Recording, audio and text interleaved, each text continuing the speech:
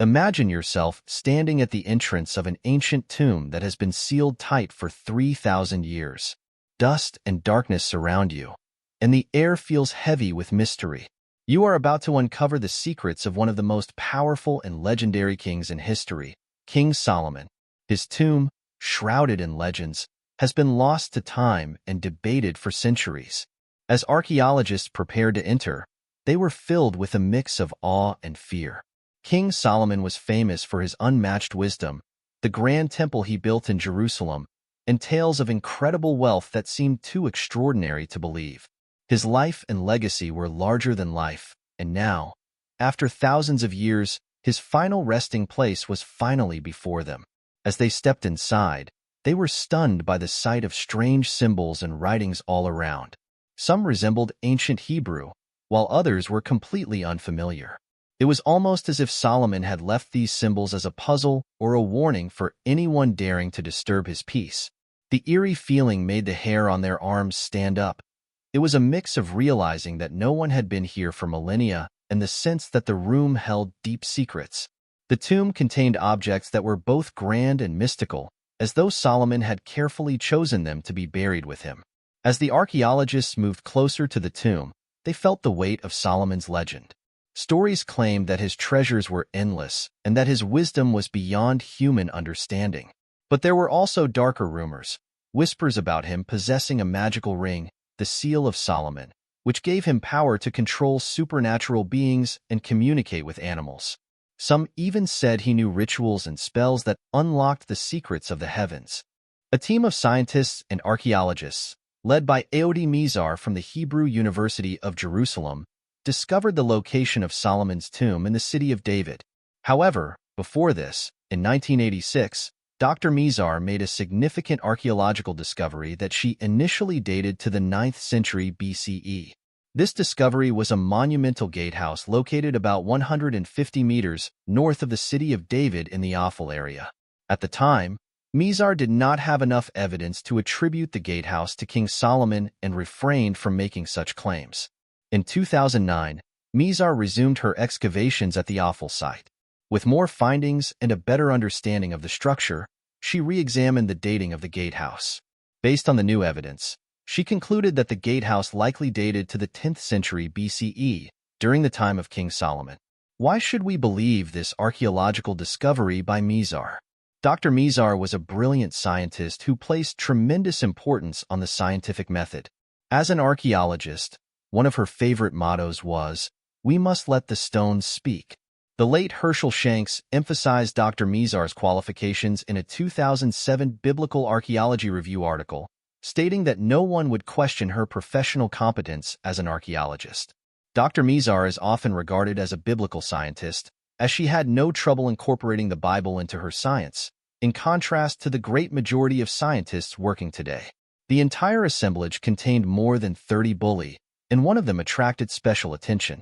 She was rather excited to incorporate such finds into her work, unlike many scientists and scholars nowadays who believe that science and religion are in opposition to each other. Mizar's expertise in the field is therefore a major contributor to this significant discovery. What makes this discovery even more astonishing is that they were not specifically searching for Solomon's tomb. Instead, they were looking for something even larger. Mizar and her team were excavating the oldest part of Jerusalem, aiming to find King David's palace when they uncovered a large wall segment approximately 210 feet long. This segment included a gatehouse, a corner tower, and a royal structure. The archaeologists were stunned by the wall's size, suspecting it might be part of an even grander building such as a temple or palace. They were thrilled by the possibility that this structure was connected to King Solomon's reign. Radiocarbon dating indicated that the site was from the period when King Solomon ruled. Mizar noted that this was the first time they had found a structure from that era that could correspond to the descriptions of King Solomon's buildings in Jerusalem. Could this structure have been built by another king and not Solomon? Mizar explained that there were not many kings from the 10th century BCE who could have built such a structure, essentially just David and Solomon. According to the Bible, King David, known for his battle with Goliath, was the father of King Solomon and is credited with constructing the first temple of Jerusalem on the Temple Mount. Ceramics discovered near the wall helped date the structure to the second half of the 10th century BCE, which was the era of King Solomon. Near the gatehouse, 3-foot-tall earthenware storage vessels were found, one of which bore a Hebrew inscription indicating it belonged to a high-ranking government official. Other finds included figurines typical of 10th century BCE Jerusalem, such as four-legged animals and large-breasted women, likely symbolizing fertility. Additionally, jar handles with impressions reading, "To the King," and various Hebrew names were uncovered. This discovery has significant implications, as it supports the biblical portrayal of Solomon as a powerful monarch ruling a substantial kingdom, contrary to the minimalist view that he was an insignificant tribal leader.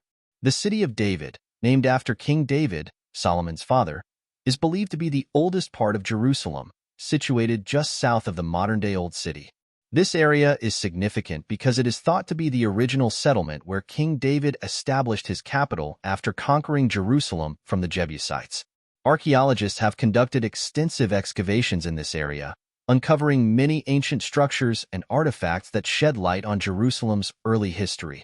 The city of David, also known as Wadi Hilwa, is an archaeological site considered the original core of ancient Jerusalem during the Bronze and Iron Ages. It lies west of the Kidron Valley and east of the Tyropoeon Valley, just south of the Temple Mount. Among the notable discoveries in the city of David is the Siloam Tunnel, also known as Hezekiah's Tunnel, built to bring water into the city. This tunnel exemplifies the advanced engineering skills of ancient Jerusalem's inhabitants. The Siloam Tunnel, traditionally attributed to Hezekiah, has been dated earlier based on recent excavations. Roman period remains, such as the Pool of Siloam and the Stepped Street, have also been unearthed. Today, the excavated parts are part of Jerusalem Walls National Park, managed by the Israel Nature and Parks Authority and operated by the Ir David Foundation. Another significant find is the large stone structure believed by some to be the remains of King David's palace.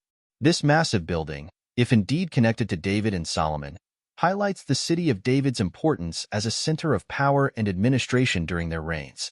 While recent discoveries have broken records, including significant artifacts, previous archaeologists struggled to definitively locate any royal tombs belonging to Solomon or his successors. Several reasons explain this historical gap. One potential explanation is that these tombs remained undiscovered as the city of David is expansive, and not all areas had been excavated during earlier efforts.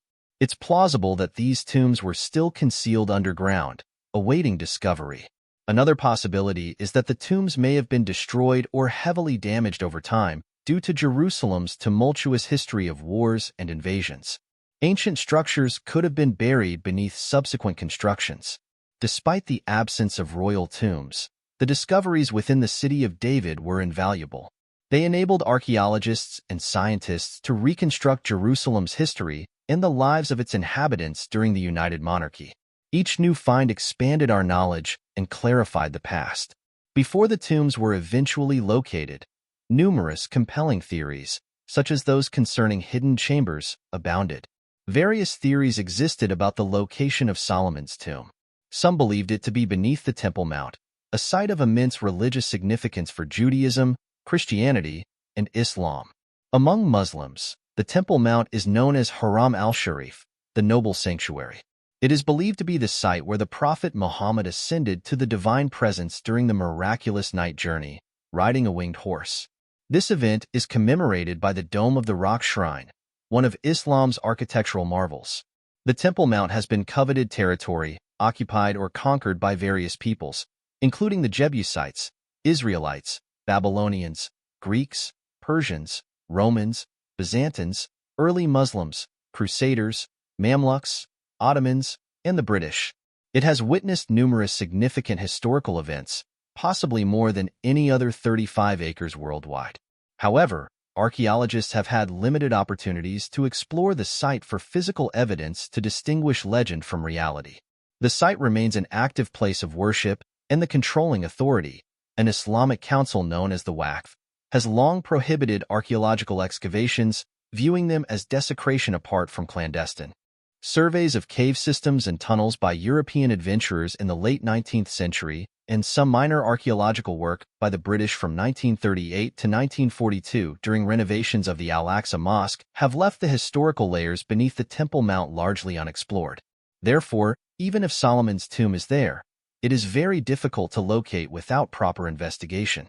Theories about hidden chambers beneath the Temple Mount remain just that, unproven theories due to the lack of concrete evidence.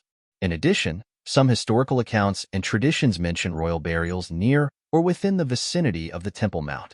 Ancient texts and stories suggest that kings, including Solomon, might have been buried close to the sacred site, adding to the mystery and theories surrounding the location of Solomon's tomb.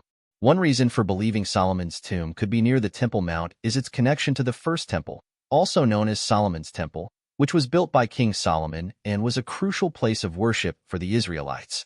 Given the temple's importance, it makes sense that Solomon's burial place might be nearby. Some historic texts hint at hidden chambers and secret passages beneath the Temple Mount, suggesting rooms or tunnels where significant items, possibly including the tombs of kings, were hidden. However, without the ability to explore these areas, it is difficult to confirm these stories. Limited archaeological investigations around the Temple Mount have not uncovered definitive evidence of Solomon's tomb. These investigations are often conducted carefully to avoid altering the site. While many interesting artifacts and structures have been found, the mystery of Solomon's tomb remains unsolved. If Solomon's tomb is indeed at the Temple Mount, as some theorists suggest, it remains an enduring enigma awaiting future discoveries. Certainly, it would be a significant discovery not only for archaeologists, but also for everyone interested in history and religion. But this isn't the only theory that has existed about the location of Solomon's tomb. What other theories have emerged over time? Keep watching to find out. One significant location is Zedekiah's Cave, also known as Solomon's Quarries, a 5-acre underground limestone quarry under the Muslim quarter of the Old City of Jerusalem. Spanning 5 city blocks and carved over thousands of years, it is believed to have provided the stone for King Solomon's first temple and is the largest quarry in Jerusalem. The strong, erosion-resistant Melik limestone was well suited for royal buildings. The cave has a rich history with legends of King Zedekiah hiding there from Babylonian soldiers and associations with the Freemasons, although these are mostly speculative. The cave is now open to the public with guided tours, although some areas remain closed for safety or ongoing excavation. Another speculated site is Zedekiah's Cave, also known as Solomon's Quarries. This vast underground limestone quarry has historical links to King Solomon, and local lore suggests it might contain hidden passages leading to his tomb. The cave's labyrinth and passages, combined with its mysterious air, make it a compelling candidate for housing the long-lost burial site. Besides Zedekiah's Cave, archaeologists have considered Hezekiah's Tunnel, part of Jerusalem's ancient water system, as another potential hiding place for Solomon's tomb. This tunnel, dug during King Hezekiah's reign to prepare for an Assyrian attack, connects the Gihon Spring with the Pool of Siloam. It passes under the city, exposing sections of the western wall and featuring historical sites like Warren's Gate. Other proposed locations for Solomon's tomb include Mount Zion, traditionally associated with the city of David. However, this theory is based on a misconception. King David's actual burial site is in the southeastern area of Jerusalem's Old City, known as the City of David. French archaeologist Raymond Weil's early 20th century excavations in this area uncovered structures he believed to be royal tombs. While Mount Zion is traditionally associated with King David's burial, it is now believed that David was buried in the City of David, south of the Temple Mount. Consequently, the notion of Solomon's tomb being on Mount Zion is widely regarded as inaccurate. Archaeologists and scientists aren't the only ones who have proposed theories about the location of Solomon's tomb.